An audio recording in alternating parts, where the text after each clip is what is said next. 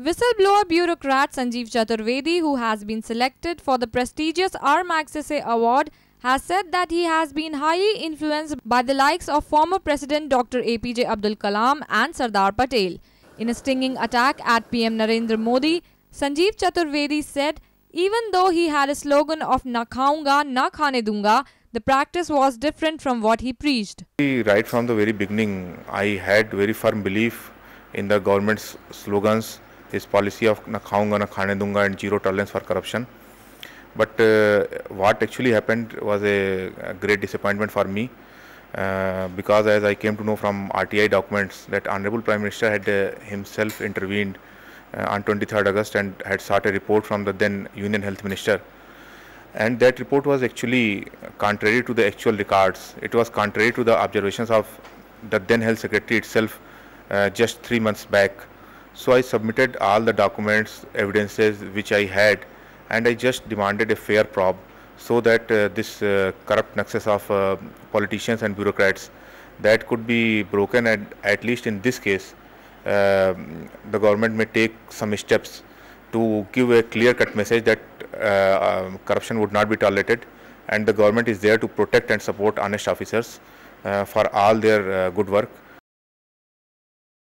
What actually happened was a huge disappointment, and actually after submission of all those documents and evidences, my harassment increased day by day.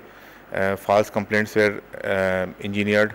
My own ministry issued a fabricated press release which was totally contrary to the information sent by the AIMS and my cadre controlling ministry. They said that complaints are pending against me, inquiries are going on against me.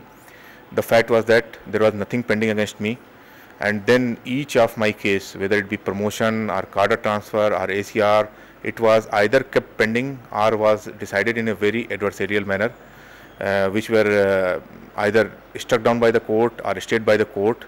So what actually took place and what was actually being preached, there was a huge gap. Basically, they used to say it is zero tolerance for corruption, and it turned out to be a zero tolerance for the honesty.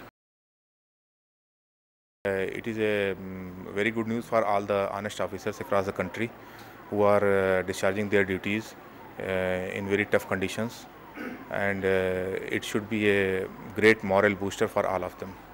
Whom do you want to give the credit for this particular award? Like, whom do you believe as an ideal Late President APJ Abdul Kalam was my ideal. Sardar Patel was my ideal.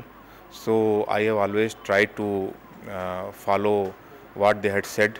I had always tried to practice what they had said for a selfless service, for giving my utmost to this country. Actually, in our system there are checks and balances. So even if there is some wrong action from any part, so there are always some mechanism present there in the system to take a corrective measure. Whether it be, for example, if I feel that some state government is harassing me, doing injustice against me, then central government is there, and in many other cases judiciary also comes to rescue. So in our system there are checks and balances, and I have always seen that at the end of the day I have been able to get relief. Still like to say that at the end, whatever may be the hurdles, whatever may be the problems, at the end of the day truth and honesty prevails over corruption and falsehood. That is the biggest learning for me. Any other notice you want to give to the, like any message you want to give to the other officers, like what they have to do? For officers, they also know, and it is very clear that there are still enough safeguards in our laws, in our constitution, to protect honest officers. If they discharge their duties honestly and they are genuinely honest, then nobody can cause any damage to them. Powered by NNIS.